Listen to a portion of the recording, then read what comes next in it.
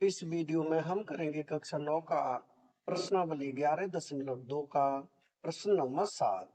प्रश्न है, चंद्रमा का व्यास पृथ्वी के व्यास का लगभग 1/4 है। यानी कि चंद्रमा का जो व्यास है वो पृथ्वी के व्यास का कितना है? लगभग 1/4 है। आगे है, इन दोनों के पृष्ठीय क्षेत्रफलों का अनुपात ज्ञात कीजिए। यानी कि चंद्रमा और पृथ्वी, इन दोनों के पृष्ठीय क्षेत्रफलों का हमें अनुपात ज्ञात करना है। तो जो चंद्रमा का व्यास है वो पृथ्वी के व्यास का लगभग 1/4 है। यानी कि अगर हमें पृथ्वी का व्यास पता चल जाए तो चंद्रमा का व्यास निकल जाएगा।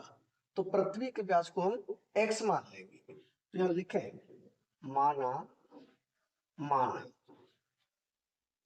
पृथ्वी का व्यास बराबर x। पृथ्वी का व्यास क्या मान लिया? x मान लिया। अगर पृथ्वी का व्यास x है तो इसकी त्रिज्या क्या हो जाएगी? त्रिज्या होती है व्यास की आधी, यानी पृथ्वी की त्रिज्या। यहां लिखें, पृथ्वी की त्रिज्या, यानी इसे मान लें r1। व्यास की आधी हो जाएगी, यानी व्यास कितना x, तो x/2 ये हो जाएगी पृथ्वी की त्रिज्या, यानी r1 का मान। अब चंद्रमा का व्यास कितना है? पृथ्वी के व्यास का लगभग 1/4। तो चंद्रमा का व्यास हो जाएगा इसका 1/4। तो यहां लिखें, चंद्रमा का व्यास बराबर पृथ्वी के व्यास का 1/4 है। तो पृथ्वी का व्यास कितना है? x है।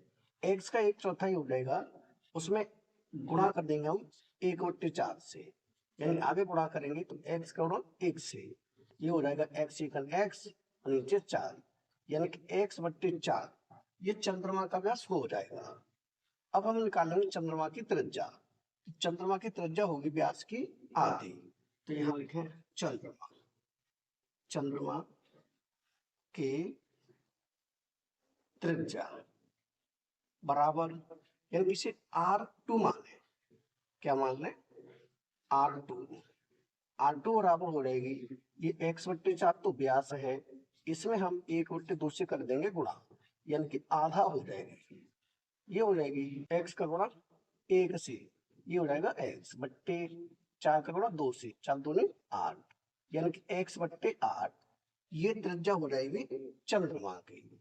अब हमें क्या निकालना है? इन दोनों की पृष्ठीय क्षेत्रफलों का अनुपात ज्ञात करना है। तो यहां लिखें, दोनों के पृष्ठीय क्षेत्रफलों का अनुपात बराबर, यानी दोनों की पृष्ठीय क्षेत्रफलों का अनुपात। तो पहले क्या है? चंद्रमा, यानी कि यहाँ हो जाएगा चंद्रमा का पृष्ठीय क्षेत्रफल, इसे लिख देता हूं मैं यहाँ। यानी ऊपर क्या होगा? ऊपर होगा चंद्रमा का पृष्ठीय क्षेत्रफल बट्टे नीचे हो जाएगा पृथ्वी का पृष्ठीय क्षेत्रफल। पृथ्वी का पृष्ठीय क्षेत्रफल, यानी कि चंद्रमा का पृष्ठीय क्षेत्रफल बट्टे पृथ्वी का पृष्ठीय क्षेत्रफल।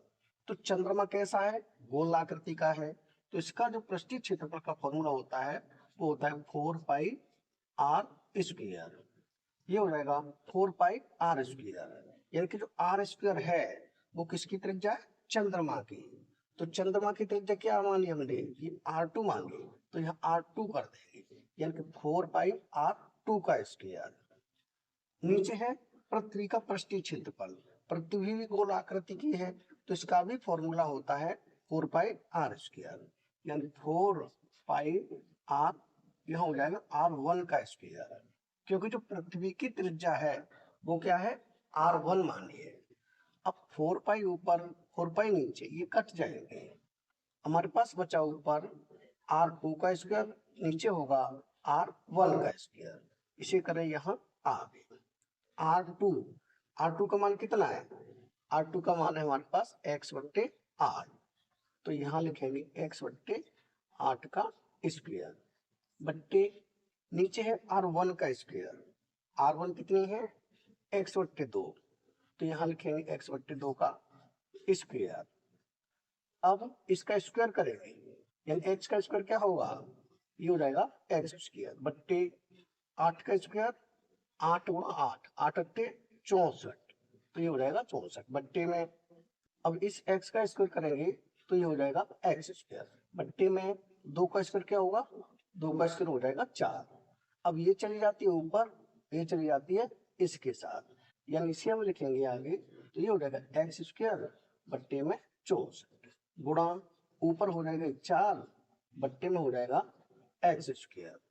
अब हम काटेंगे तो x स्क्वायर यहाँ है, x स्क्वायर यहाँ है, यानी ऊपर भी x स्क्वायर और नीचे भी है x स्क्वायर।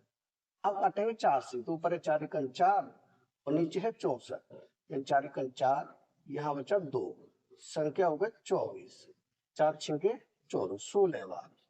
कितना आया आगे? ये आ गया 1 बट्टे 16, नीचे क्या बचा है? 16, ऊपर 1, इसे हमें अनुपात में लिखना है, तो ये हो जाएगा 1:16। यही हो जाएगा हमारा चंद्रमा और पृथ्वी के पृष्ठीय क्षेत्रफलों का अनुपात, यानी यही हो जाएगा हमारा उत्तर।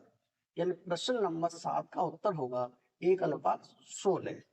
यानी कि प्रश्न नंबर 7 हो चुका है कंप्लीट। अगर वीडियो पसंद आए तो लाइक करें, कमेंट करें, अपने दोस्तों के साथ शेयर करें। धन्यवाद।